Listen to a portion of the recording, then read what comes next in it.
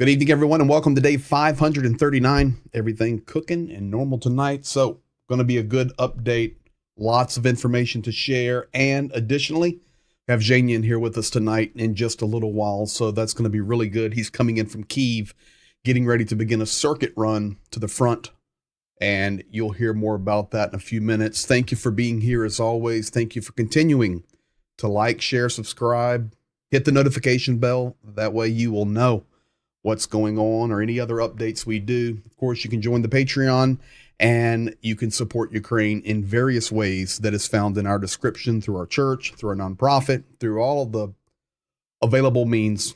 We're here to support, stand for the truth, share the truth, but also support materially and physically civilians and military. So that's where we're at, and want to thank you for being here tonight.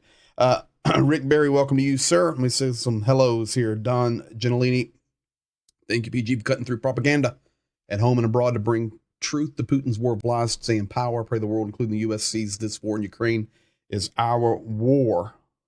100% agree. Praying for those in Ukraine and all the families that are scattered. Pat Schoaf, Zhenya and I are going to be talking about that in a moment. Hernan, welcome, my friend from Argentina. We're going to have a really good stream sharing truth.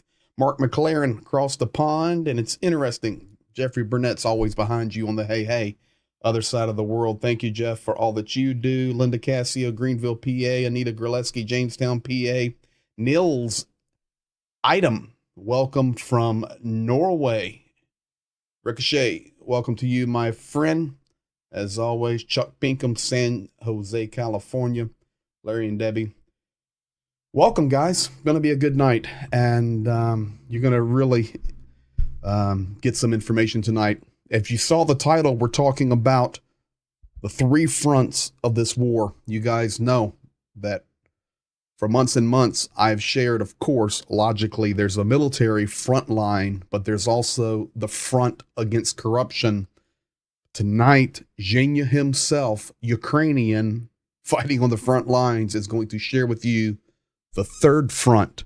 And unfortunately, on this front, we're not doing the best, but that's going to come from Ukrainian and not from me. Paul Kiss, welcome to you, resident Canadian, Pennsylvania, Ukrainian supporter, as always, my friend. Looking right now at air raid, we are 9:04 p.m. Eastern Standard. It's 4:04 a.m. in Ukraine, and we're quiet. That's good. We haven't been quiet very much recently, so they're happy about that tonight. Let's jump right into it.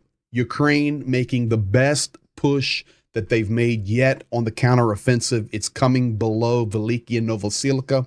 Yes, the Bakhmut side has been good. They've taken some territory, but I'm going to show you here, and I'm going to use Deep State to do this one.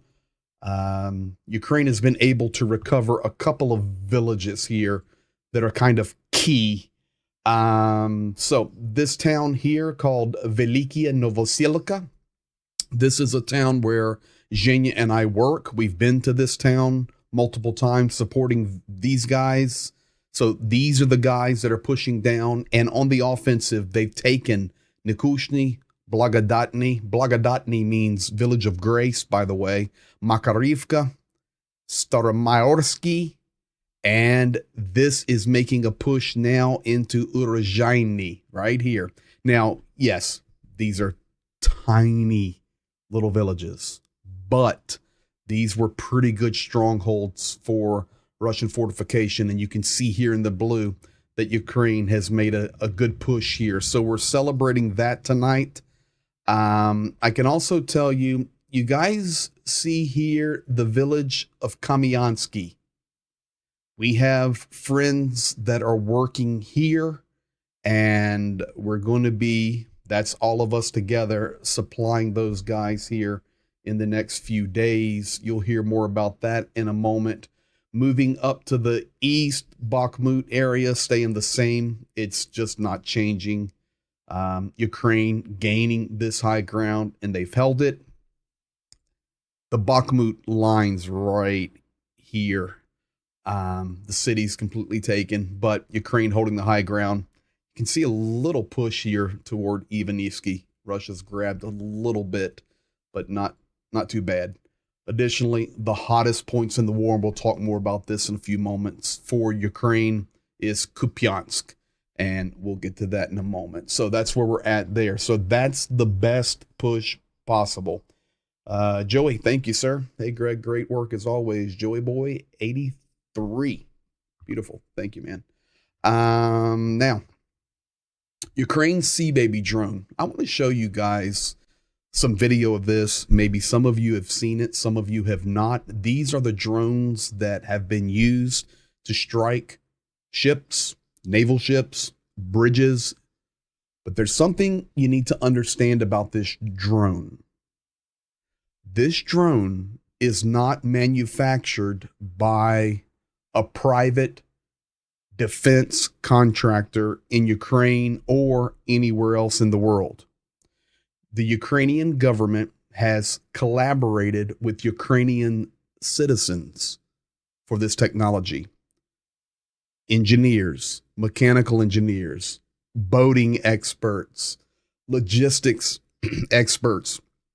They're not in the military. They do not work for defense contractors. Ukrainians themselves have developed Ukraine's Sea Baby drone.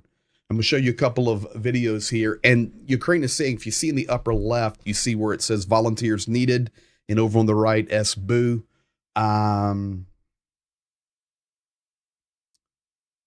The volunteers needed are the brains, the guys that are helping to build these drones, whether it's on sea, in the air, all of the technology. So many civilians are working literally in their basements, in their garages, outside on a picnic table to make these things happen. So here, this is a picture of the Sea Baby drone.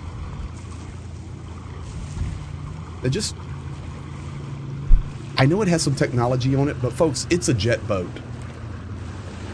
If you take the top off, it's a bass boat. I mean, it's amazing what they're doing here. I fish out of stuff like that. Here's one where it's rolling.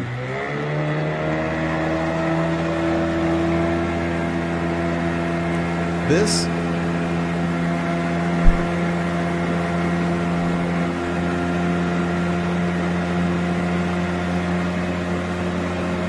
That's it right there in action. This is just a testimony to what Ukraine is doing to defend their country.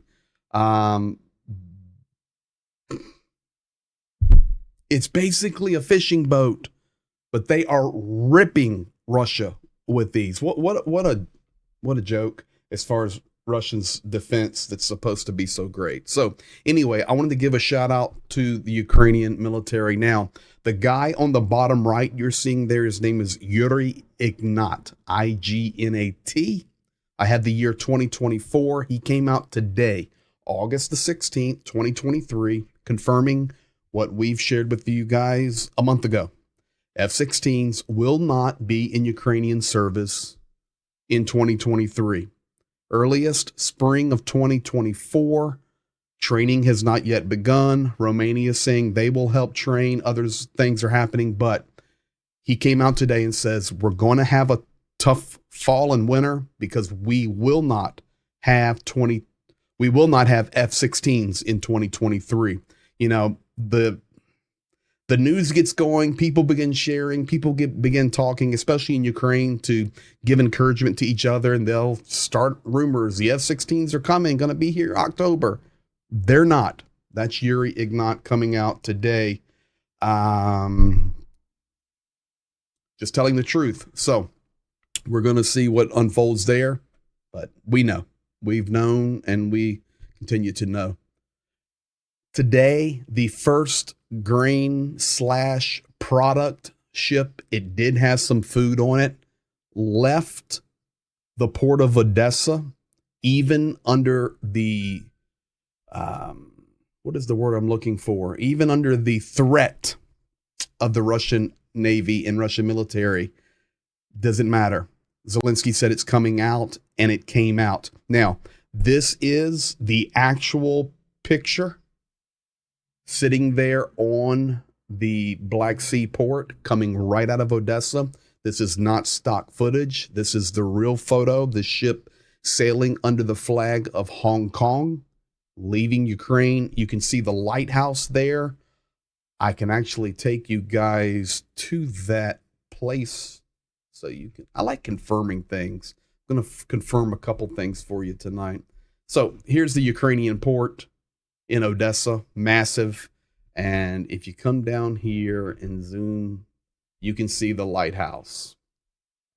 So that's where we were seeing the ship, basically from this angle right here.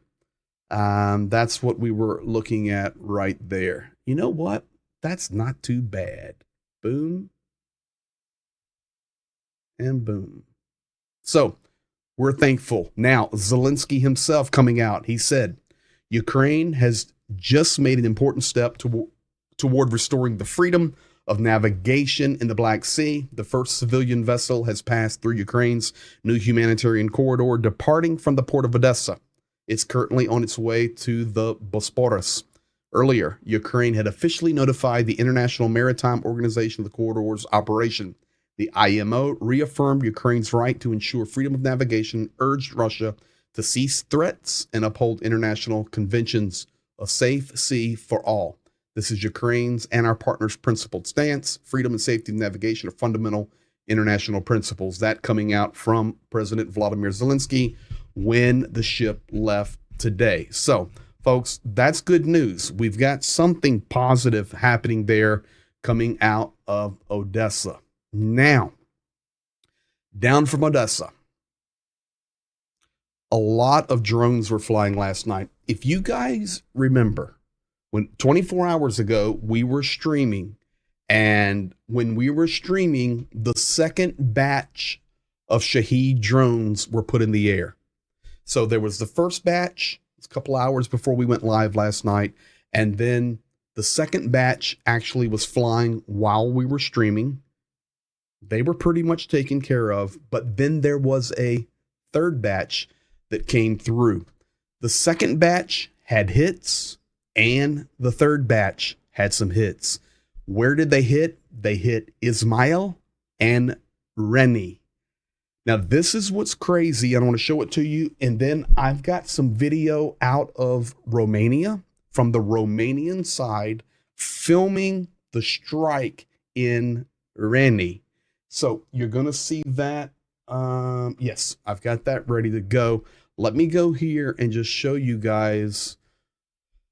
If you look at this little pocket here where you can see the yellow borders, those are international borders. So on the right here, of course, where Odessa comes down, this is Ukraine. And then this little strip here is Moldova.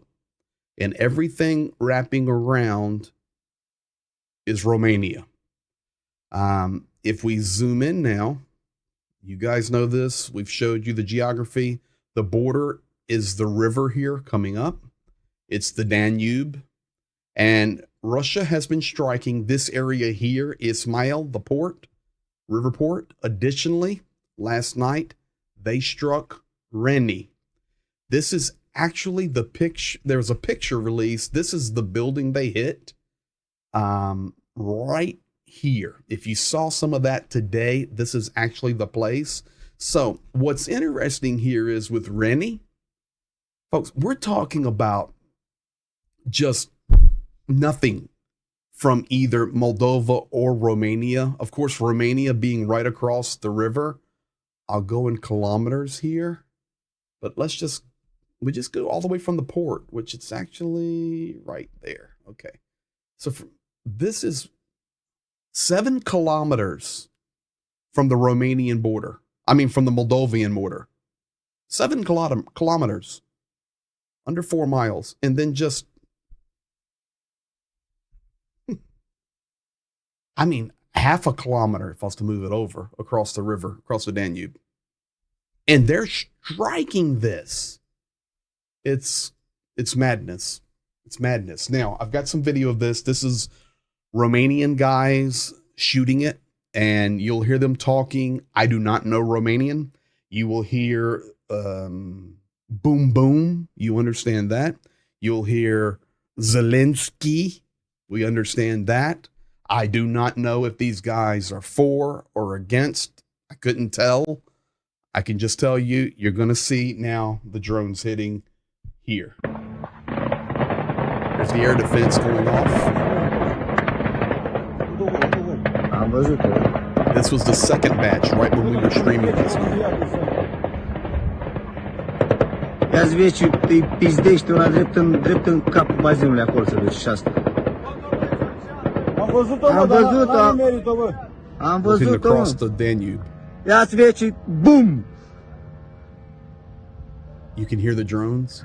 Nu mai trage aici, că nu mai trage, că a fost așa numai. Ei, stai să vezi acum iar ce trage. Boom! Boom. I-a speriat așa puțin. Băga mea și pula Zelenski, că tot el trage. Uite-l. Boom! Auzi acolo ea. When the port was hit. Nu trage, ei, nu trage.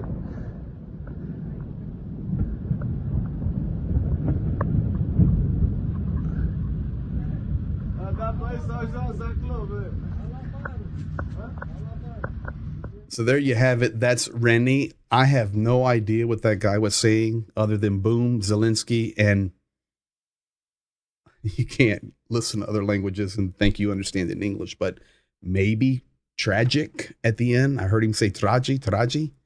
So if anybody in here knows Romanian, you're more than welcome to tell us what he said. But I do know I got that video from my Israel buddies, and I know there was some colorful language in it, but I don't understand it, so I didn't know what to beep. So there we have that. So Russia, I mean, how are those drones? How are those drones getting all the way up in here to Rennie? I mean, okay, they obviously did not fly over Romanian airspace. That would be NATO. Therefore, they had to come right up the river or somehow across Ukrainian airspace, which just tells us we saw the air defense going off, but it was kind of sporadic. They were able to hit multiple times Ismail and Rennie. How close are we to Romania firing and saying, hold on, you're getting too close? This is a problem right here. So we shall see what unfolds from it. Don't know the answer. Once again, what we always share is if you don't know the answer on this war, you just wait for the smoke to clear and the truth to come out a little bit. Now we'll see.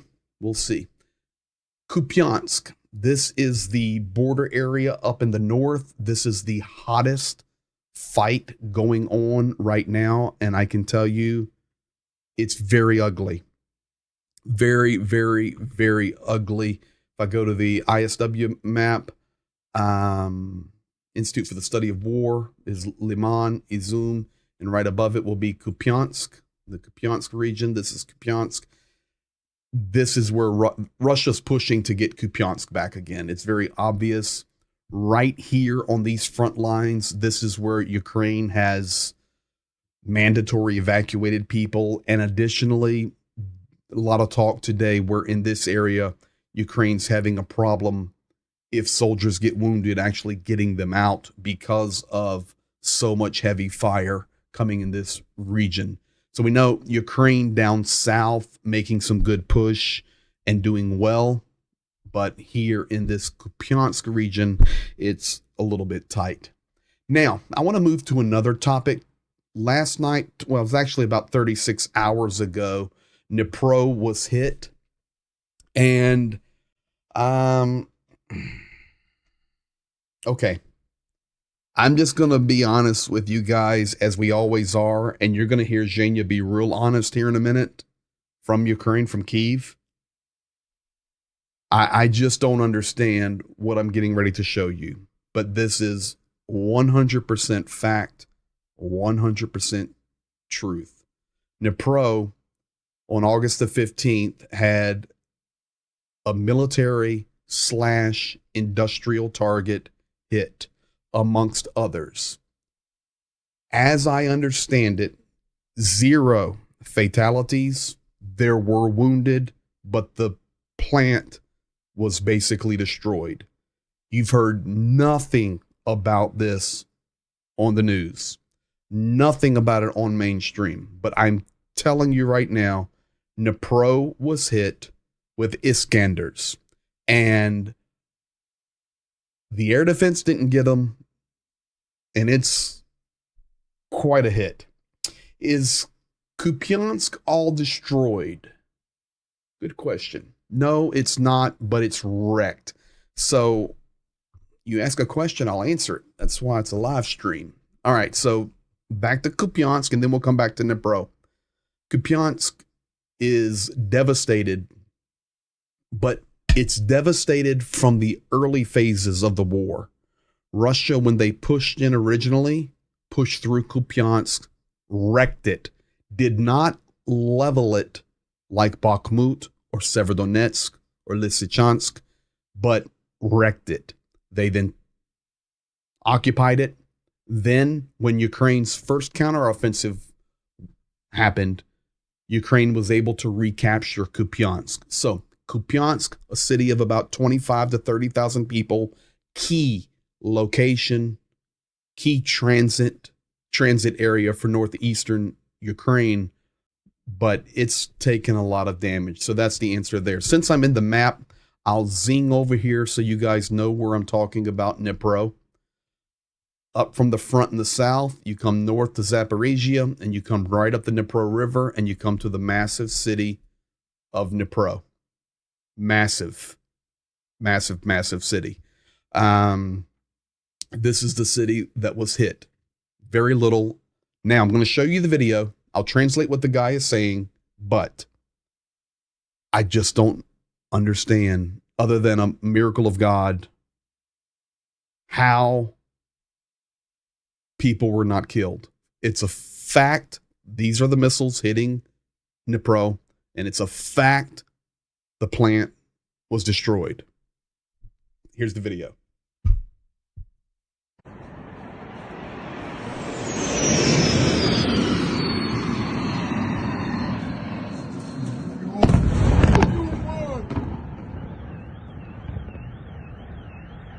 One. Завод. Here comes another, he says. You hear the passion. That's 2.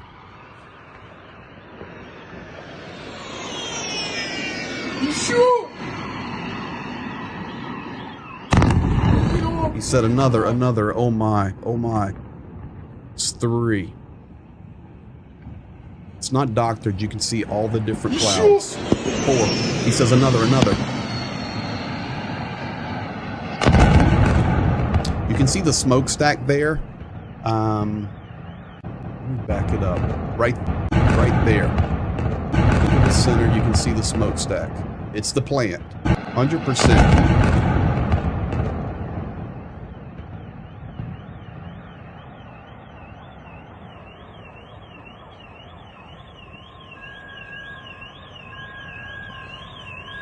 That's the sound we hear so many times. That's all car alarms going off from the shockwaves.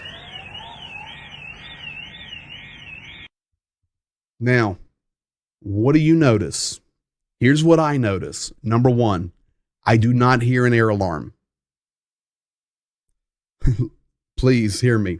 When you're in Ukraine, their air alarms work, and they're so loud. So it's not there. It's not going off.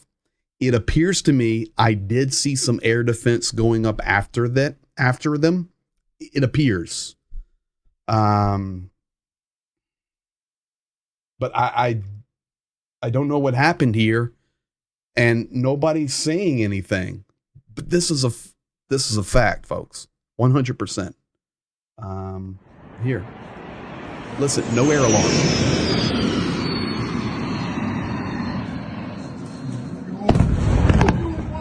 You may say, well, maybe he's in his house and you can't hear the air alarm. Listen, when the air alarms are going off, you can hear them.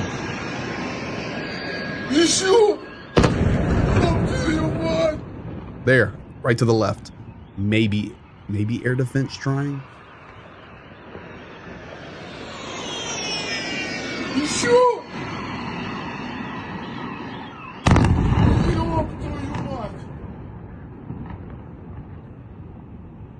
Where's the air alarm?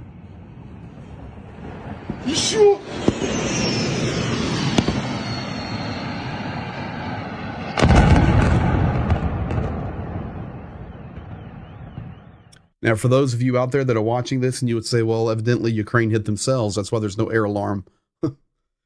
Ukraine's not hitting themselves. It just got through. This is why you will see so many drones in the air. And speaking of drones, not drones, but right now, the MiGs have went up, or the Tupolovs, because Zaporizhzhia and Donetsk are now under air alarm, 9:27 p.m. Eastern. The second thing is, you can see how beautiful Dnipro is, by the way. That's a beautiful picture of the river. I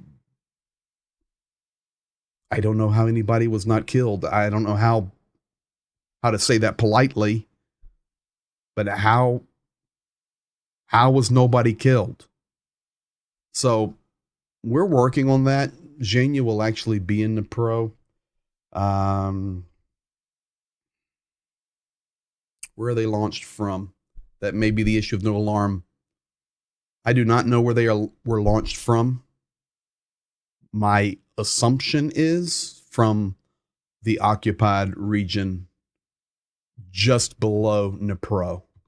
And if you look, other than being on the front lines and learning from Ukrainian soldiers, that's where I learn my stuff. I'm not a veteran like many of you in here are, but a lot of stuff comes out of Melitopol. This region here, you can see how fortified Melitopol is. A lot of strikes come from here, or a lot of strikes come from Tokmak, the Iskander systems. And if you look, it would just probably came right up the river. That's my guess. But if it did, it had to get through Zaporizhzhia air defense and Dnipro's and front line. I'm telling you, a lot of the air defense units that are higher level, like the Patriots, are guarding the air bases. That's a fact. We've talked about it. Multiple location. Was that all factory plants? No, they did also take out some residential buildings, some other shopping, just regular stuff. But the majority of that was that plant. It's a really large military plant.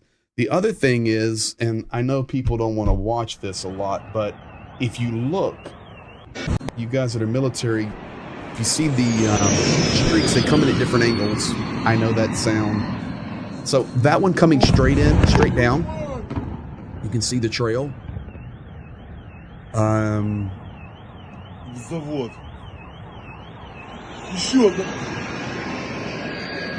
angle of that is more like 1030.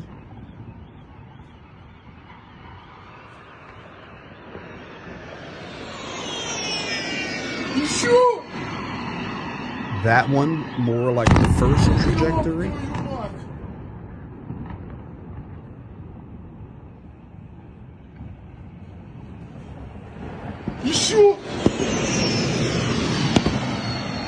You see air defense going. That one's straight down, basically. So I don't know, guys. It's sad. It's very sad. Mark Milley in Israel, IDF preparing them for attacks by Iran in the next few days or weeks. That's definitely going to happen. Same launch site, I think. Oh, I agree completely. Same launch site. Collaborators arrested in Lviv today. It's just the type of missiles the air defense region's capable enough to deal with it. Save the ammo. That's it as well. It's reality.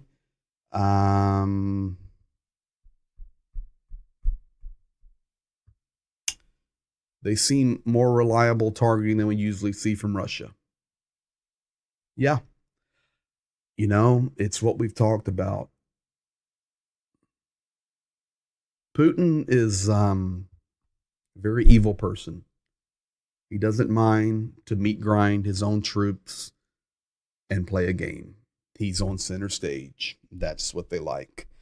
So let's move on. I want to get to Zhenya here. Zaporozhye nuclear power plant propaganda going crazy in Russia. So, in Russia, they're talking about it, and Russia is pushing this narrative throughout the world that by mid-September, whether it's Kursk, which I showed you last night, or Zaporozhye nuclear power plant, there will be a accident at one of the sites. So Russia has been pushing this narrative very hard in the media, social media propaganda, and all it does is get Ukraine and the world worked up. Ukraine coming out today saying, we completely recognize that there could be an accident at Zaporozhye nuclear power plant or Kursk. For sure, we will not hit either one, but don't fall prey to this propaganda and live in fear and begin to make decisions off of that. Recognize where a lot of these messages come from. Now, with that said, who has the airfield in Dnipro? Well, let's do this first. That attack also happens desolate if you're taking the beating as well. I haven't heard much about Kyiv air defense work as much as they're really truth. They're just not reporting. They may be low. They may be low. And here's the thing. Over the last 30, 45 days, how many drones have been flying? And half of those do not even have a warhead on them. They're just flying reconnaissance, wearing out the air defense. Maybe, for sure, it's strange. The airfield in Dnipro is, if you're talking about the commercial airport, that's closed and Ukrainian military is not using it. I can tell you that. Too easy of a target. Dnipro has a large airport. So now with this Zaporozhye nuclear power plant being the way it is, this is what's interesting. I've got this video out of Russia today. Russian military playing war games on the grounds of the Zaporozhye nuclear power plant, preparing to defend it. Now, there's no audio, but this is real. And I'm assuming that these are not live fire drills, but these are no fire drills, meaning with weapons, since you are playing around a nuclear power plant.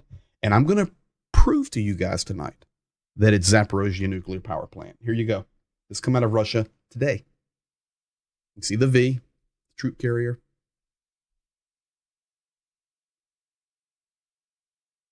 No audio, just video.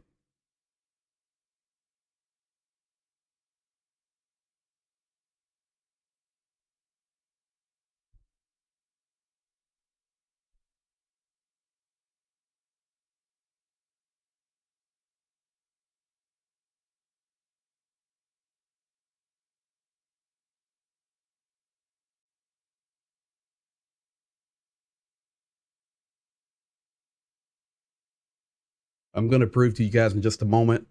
It's Zaporizhia. That's the sixth. That's the sixth tower there. So there's pretending he's wounded.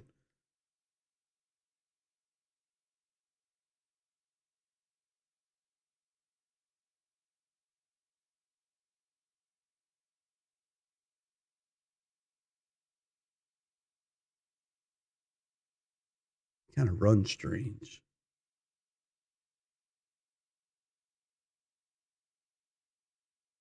Practicing putting on his tourniquet. Look at all the new tires there. They got a wounded one.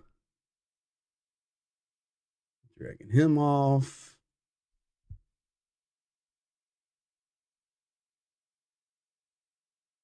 So there you have it. Now, a couple of things here. Look at the tires. They look brand new. In fact, that equipment looks absolutely untouched. You say, okay, well then how on earth do you know that's Zaporizhia nuclear power plant? I'm going to prove it to you. And yes, you did see that too. He has boots. Hernan, good pickup there, bud. Now maybe they were just practicing and didn't put their boots on. I don't know, but they were running around in tennis shoes. So this is what's released. Now, I want to take you right here at the beginning. Watch this.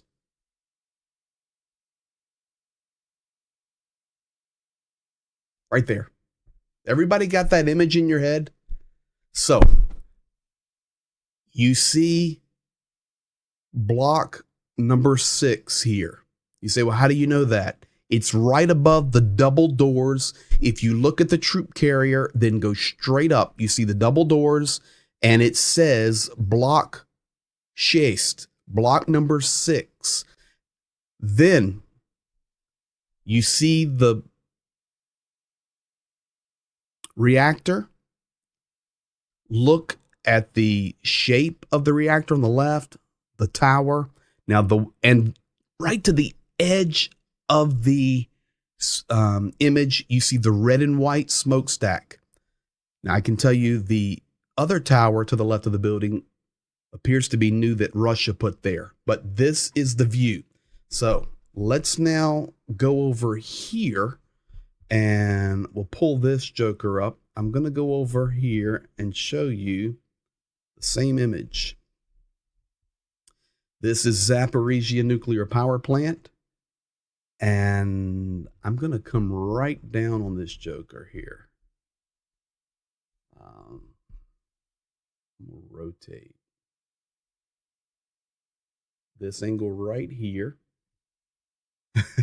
This is crazy. All right. Now, let me cut to this right there. You've got that image. All right, got it? Then let me take you to this. Zoom on in. Let me go this way. All right. It's it. So they're doing it for show. I'll back it up, but they're doing it right there. They are having war games on a nuclear power plant.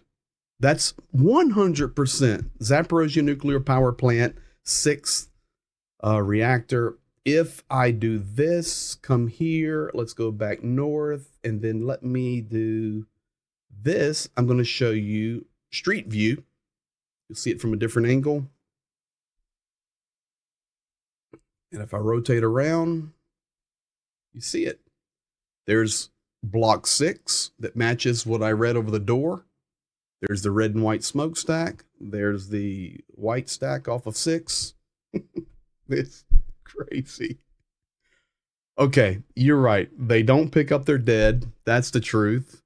Some soldiers have no boots. That's the truth. But folks, other than for show, let me get off of that and go back to this. Who on earth would do war games on a nuclear power plant? I mean, anything could happen. I know it's safe there as far as those little things. Of course, it's Russia. It's Russia. Putin and Erdogan potentially will meet August the 31st, my birthday. Will that happen or not? Maybe. Can Putin go to Turkey? Yes, 100%. Well, they're NATO and he has an arrest warrant. Remember what I shared with you. Turkey doesn't support, even as the United States, the ICC. So Putin is not wanted in Turkey, is what that means. He would not be arrested. So we shall see. We shall see. I will be surprised if Vladimir Putin goes to Turkey. Let's just leave it at that, and we will see. Exactly, Ricochet. Do you think they don't intend to defend it? They are not giving it up. That is the number one message that we can take from watching that video. It's correct. Remember, for like 2 or 3 months, every 3 or 4 days, it would be Russia's leaving Zaporizhia nuclear power plant. And we told you every day it's not true. Not happening. Last couple of things, and we'll roll Zhenya in. United States talking that they would ease sanctions on Iran if Iran would stop supplying drones and repair supplies to Russia. What a joke, United States. You're going to negotiate with one terrorist to deal with another terrorist. Shame on my country. And you see the flag behind me. We do not negotiate with Iran. We'll ease sanctions on you if you'll stop giving them drones. Are you kidding me? No. Stop giving them drones or we're going to smack you in the teeth. Russia, go home or we're going to smack you in the teeth. That's negotiation. Correct. No negotiation. Unbelievable, the leadership in our country. And this gets me to this.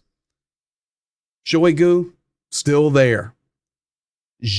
Zhidko, he was the first general on the Ukrainian invasion and war. He passed away last night. And Surovkin, the general update, on the left, besides Shoigu there, under house arrest and forbidden to speak, basically. So, once again, remember the Wagner invasion and Shoigu's going away? No.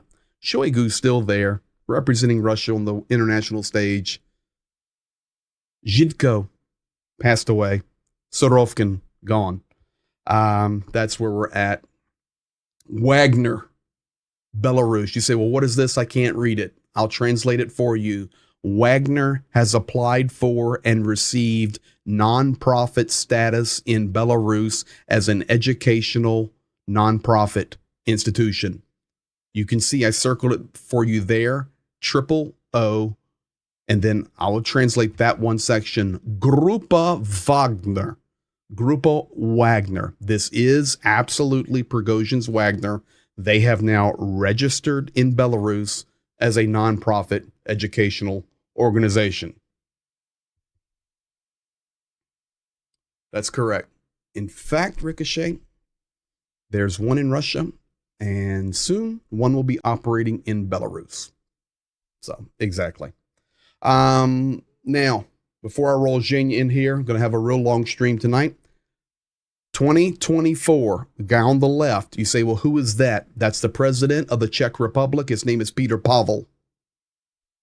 He is also former general for Czech and NATO Supreme Commander. He said, I am repeating what I stated. I'm quoting him now. I'm repeating what I stated 6 weeks ago. We have until 2024 to end this war. If it does not end, it is not going to go the way we want. Peter Pavel. Why? A, he stated the uncertainty in the United States.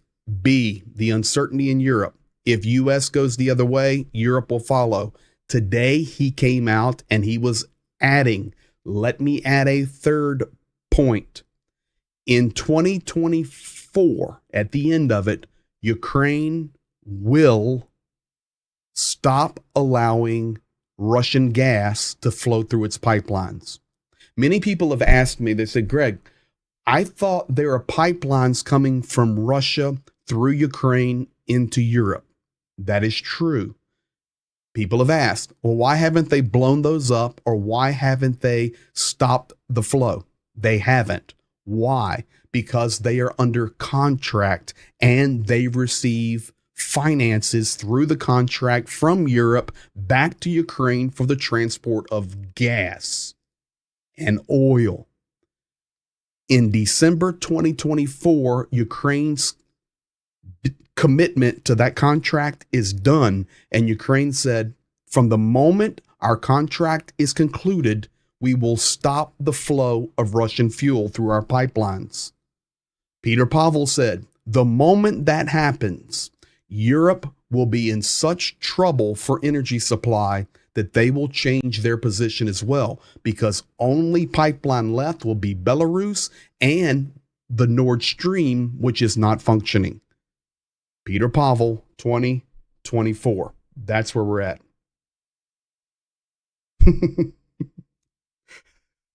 You're talking to an individual who's been on the wrong side of every important strategic decision in the last 40 years. That's correct. I think it's 47 or 8 years he's been there in that office making strange decisions. So that's where we're at. So, folks, I want to roll Jania in here tonight. The third front, we're talking about a 3-front war now.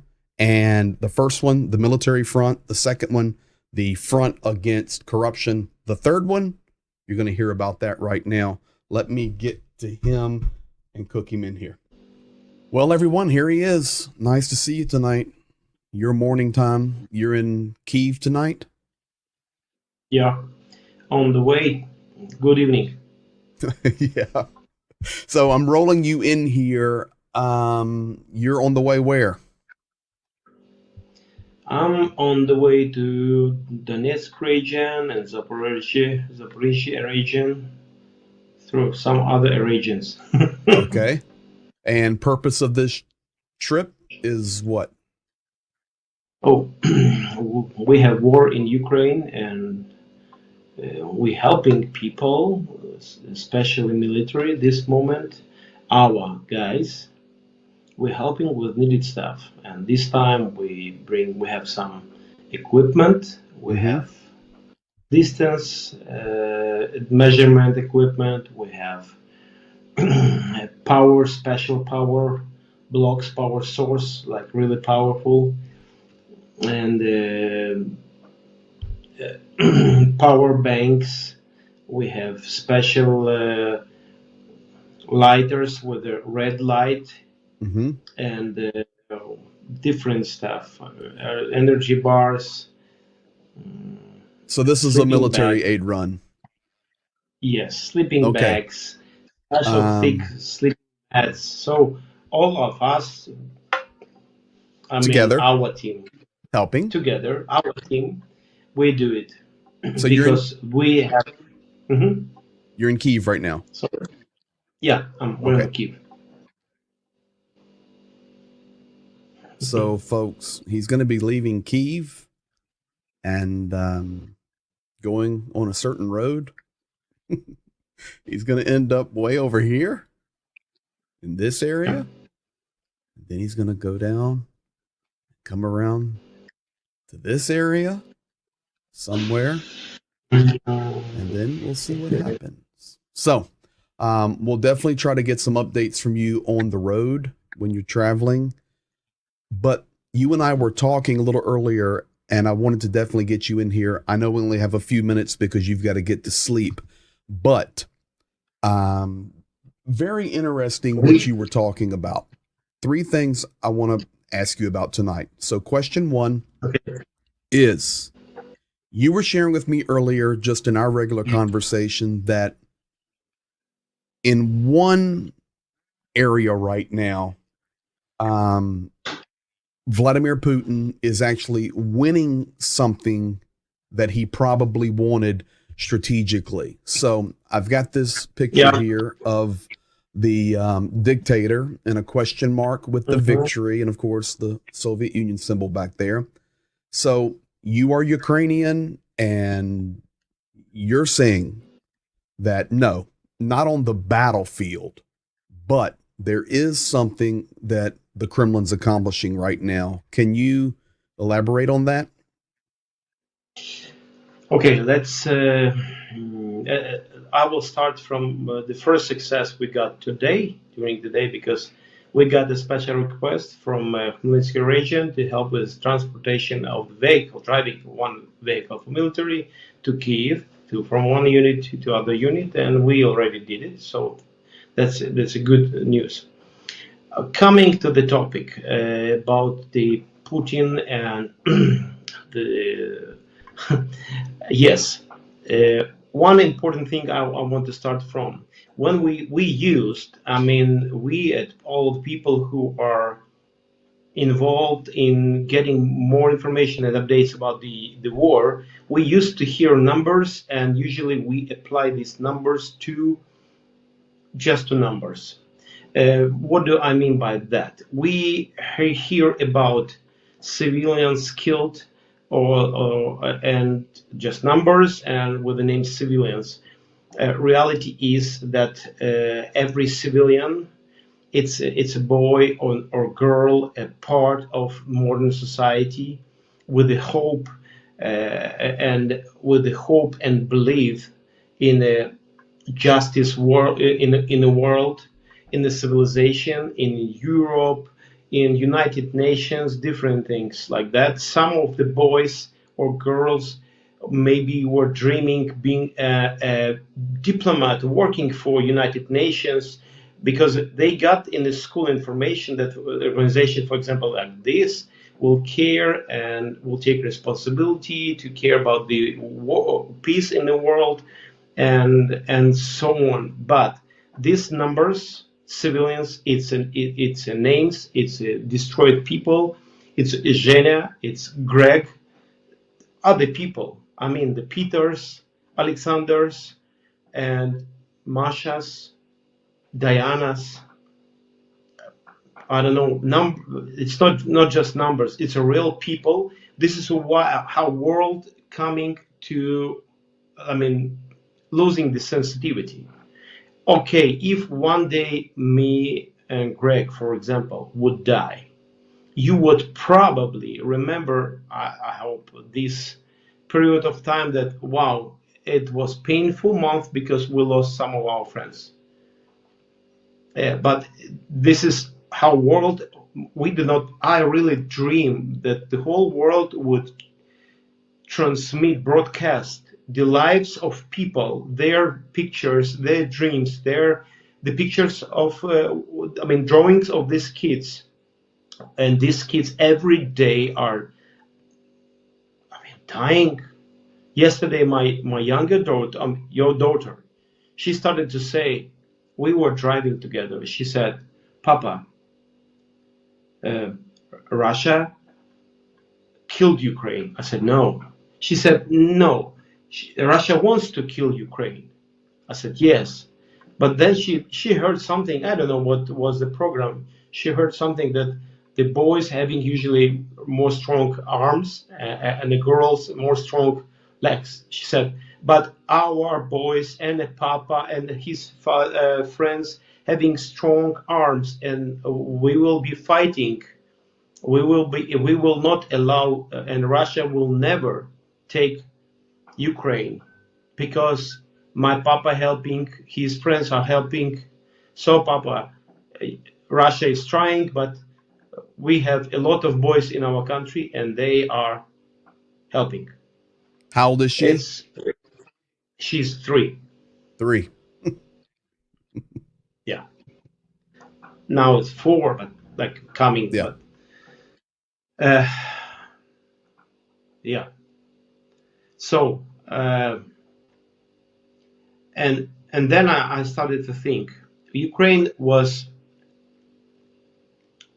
40 millions popularity, with the 40 millions of Ukrainians people, with a lot of nations, representatives of a lot of nations. We have Armenians, Georgians, we have Georgian people, we have Azerbaijan, Turkish, we have Ukrainians, we have Russian nationalities, different. And it was 40 plus millions. Now we have 30, maybe a little bit less. Let me show you something. Millions of people. Mm-hmm. Let me show you something, and then this will help you with the comment you're making tonight. Let's go here. And this is a site called Macro Trends that studies, this is a legit site. They study statistics throughout the world. Here's the analysis of Ukrainian population, 1950 to 2023, with a projection out to 2100. 2020, pre-war, 0.68% decline, 21, 0.86% decline, 22, 8.8% decline, 23, 7.45%. And if we go historical, The peak of Ukrainian population was in 1993, 51.7 million. Pre-war, 43.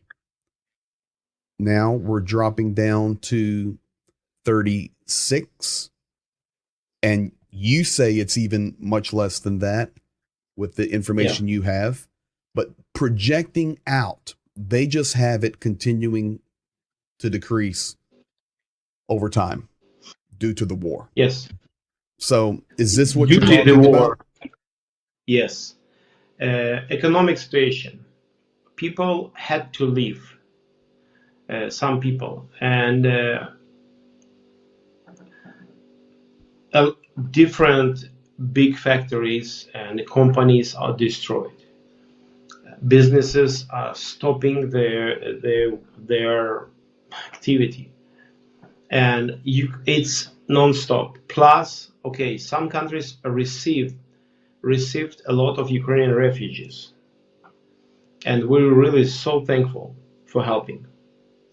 Now, one of the countries said, we will be fighting for the Ukrainians which moved to our country would not get back to Ukraine, because they are good workers. They're paying taxes in our country. They're really helping our economy. They're smart. And okay, it's like not it's them. Like, the Ukrainians are smart. Yeah. Well, and those nations are too. Yeah. But yes, like I mean, coming from the interest of that country, exactly, and economic of this country. Yeah, they said, "Oh, we will be fighting because we want to keep keep these Ukrainians working here, being a part of," and they published it openly. And what about all the country will do the same, and what about the okay, if Putin will get success in making Ukraine just small with the population, not 50 millions, not 40 millions, but like 25 millions with the same territory, plus destroyed territory, destroyed economy. And sure, we are not fighting for that. We're fighting for best future, for no corruption in Ukraine, real freedom in Ukraine, Ukrainian language, and the people the nation which is loving being free, which is hating Soviet Union background, hating pro-Russian ideas. Russian ideas of Russian peace, let's say, Russian world. We don't need it. So coming from this perspective, yes, it's maybe unpleasant to talk, but to say it, but yes, this is where the area where Putin may already say that, hey, I got it, I want it. Well, but we are not stopping. We will continue killing Ukrainians and killing Ukrainian economy, and the whole world are maybe taking position of, oh, let's take some more millions to our country. We'll help, and then we'll fight for them to hold them here. Well, think about this. Just over the last month, the destruction that has happened at the Ukrainian ports that Ukraine still controls, whether it's Odessa or up the Danube River there with Ismail and Reni. That just shows the destruction. So I guess if you would agree with this, we could call this, between you and I, a third front of the war.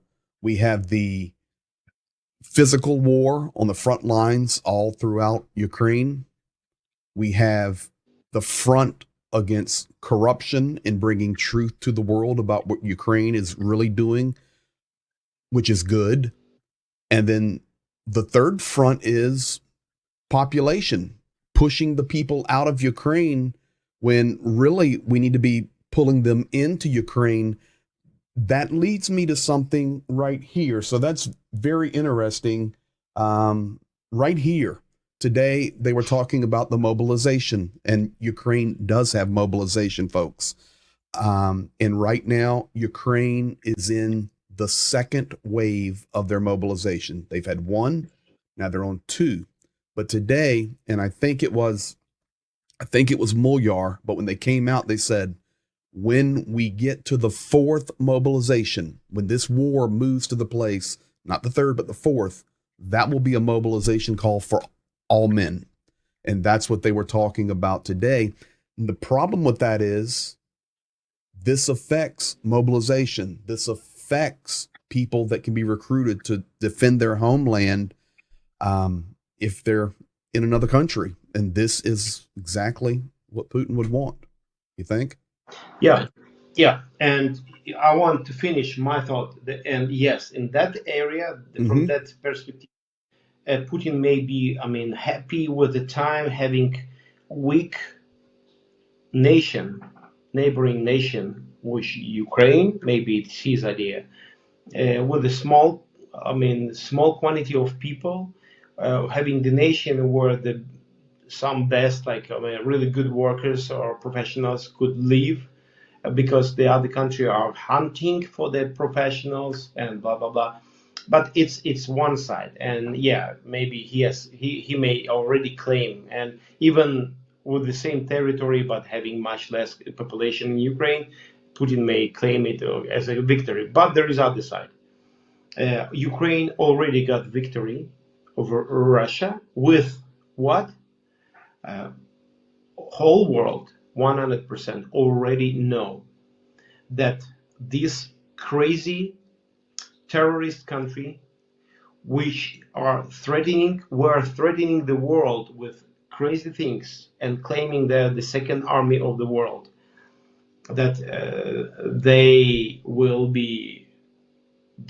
destroy anything and everything. And Ukrainian army, which was in the beginning of the war on the 23rd or maybe even more position, by the power, let's say, in the army ratings, already proved that not all their proclamation of Putin and his team. Maybe it will take just 1 or 2 days to take Kiev and all Ukraine. It's already failed, and their propaganda already failed and lost in claiming that in attempts of to prove the world that they're fighting for Russian, they're protecting Russian talking people, because Ukraine already showed that it's nothing. Donetsk and Lugansk were nothing about the language, because Kharkiv, Chernigiv, Nikolaev, Odessa, a lot of Kherson, Zaporizhia area, a lot of were Russian-speaking people, and Correct. The nation proved it's nothing about language. These people still continuing sometimes talking Russian and hating Russian ideas, Russian occupation, and they fighting against of Russia. Now, right now in our team, one man who was fighting 14 months on the front lines, he's helping. The other man who was who been under occupation. Oh, I lost him. There he is. Guys.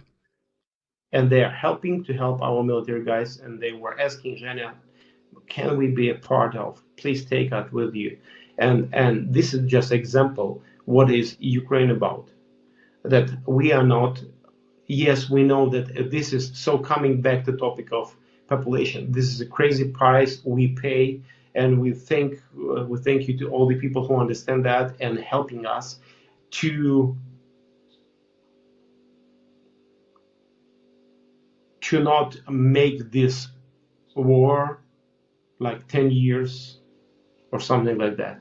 We thank to all the people who helping in anything, like helping buying one more power banks, because Russian missile covered one of the Ukrainian part positions, and some guys are lost. generators or their like mats or something. So coming, standing together with bringing it, we're helping and to continue fight there. So in reality, to prove that the Russian missiles are not stopping these people, this war. I mean, not stopping these fighters, defenders, but these defenders are, they know that they are not alone. That people, not just from Ukraine, but from all the world, staying together. This encouraging them to continue to go, to fight and fight on Ukrainian land for Ukrainian freedom and future. Thank you. You running for office? Sounded really good. Hey, to confirm what you're talking about, this is interesting here. I was trying to get some stuff. This is a website that's pretty legitimate. It's called Global Firepower 2023. And this has been around since 2006. And they do analytics on military powers. And just to show people what you were talking about, here's their 2023 strength rating. U.S., they still have Russia number 2, and they have a statistical rating they do to do all of that. Then China, India, UK, South Korea, Pakistan. Of course, these are nuclear powers. Japan, France, Italy, Turkey, Brazil, Indonesia, Egypt, Ukraine at 15, which has moved them up. The other thing that you were, if you talk, I'm going to turn this to be positive, okay? I'm going to compare powers.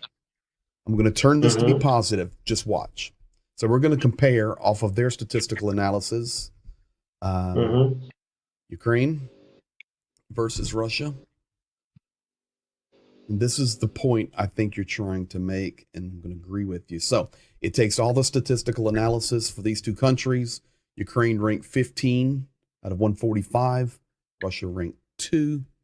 Comparison brief. Manpower. Russia has more. Air power, more. Land power, more. Naval power, more.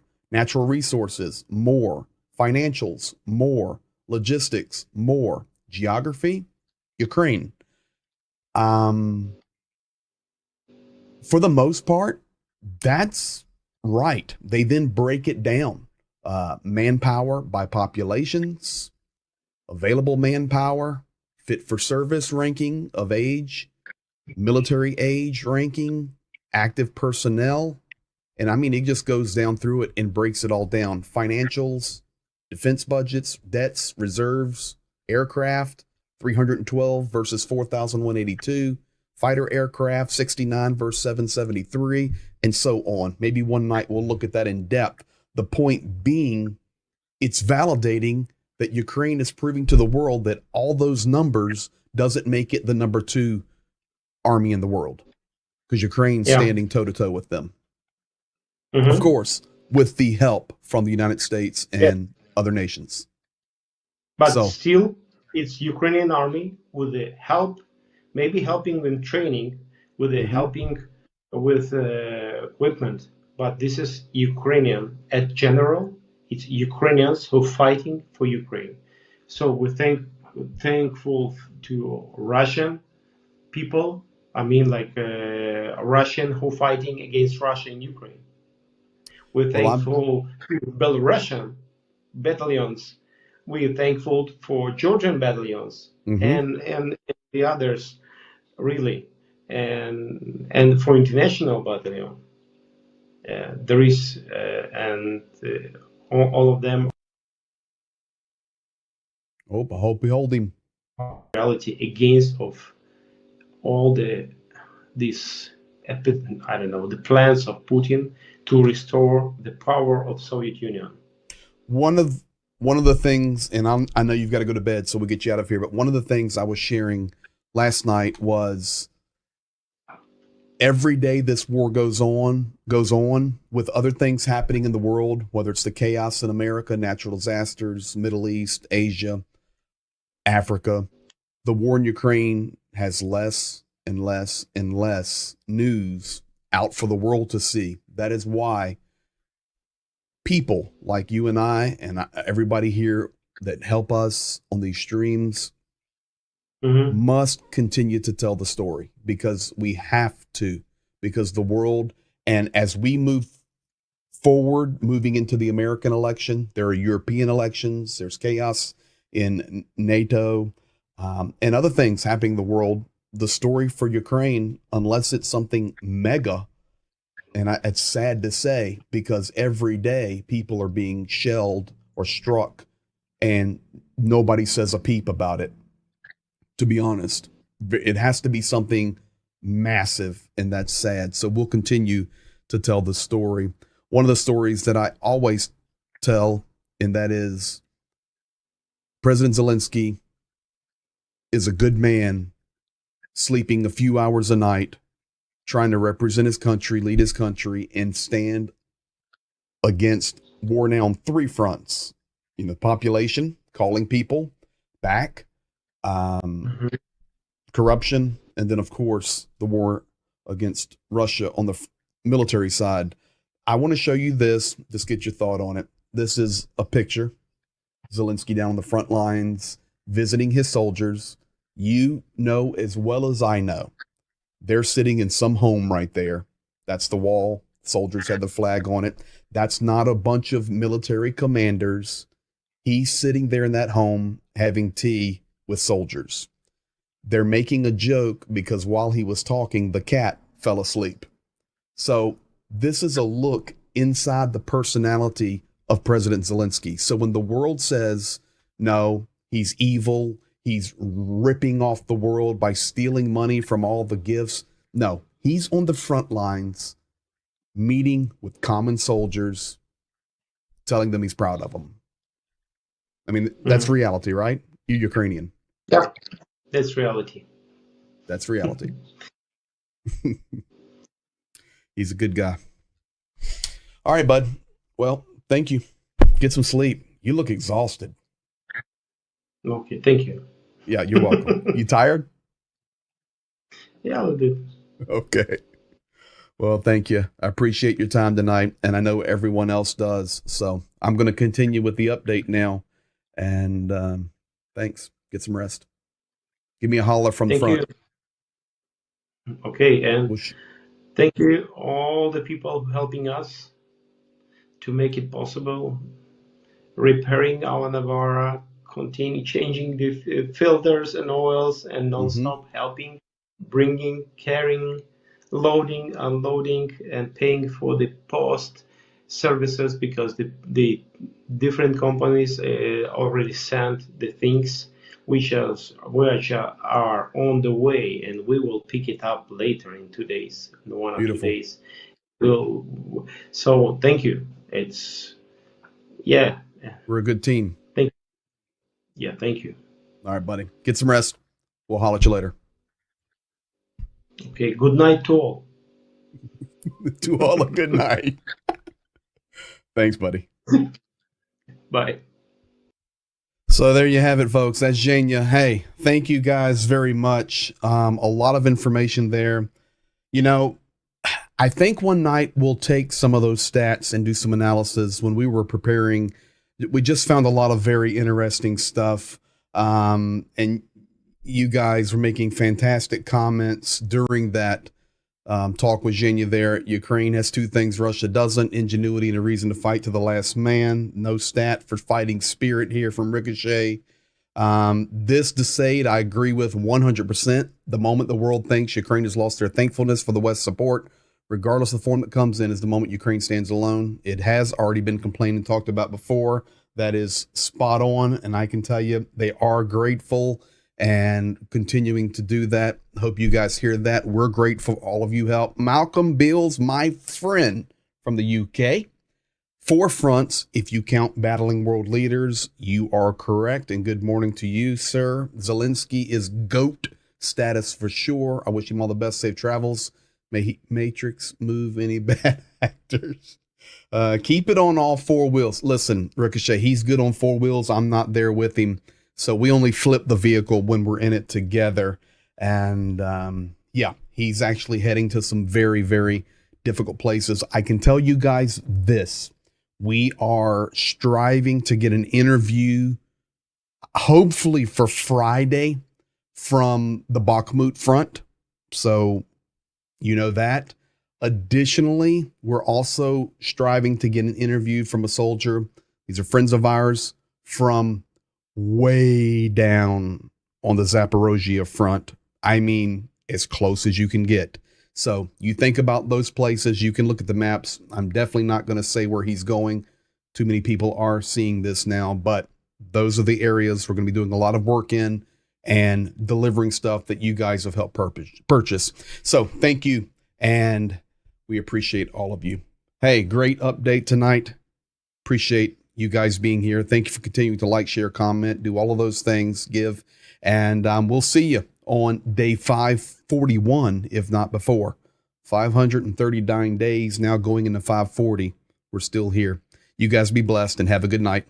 We'll see you in 48 hours, if not before.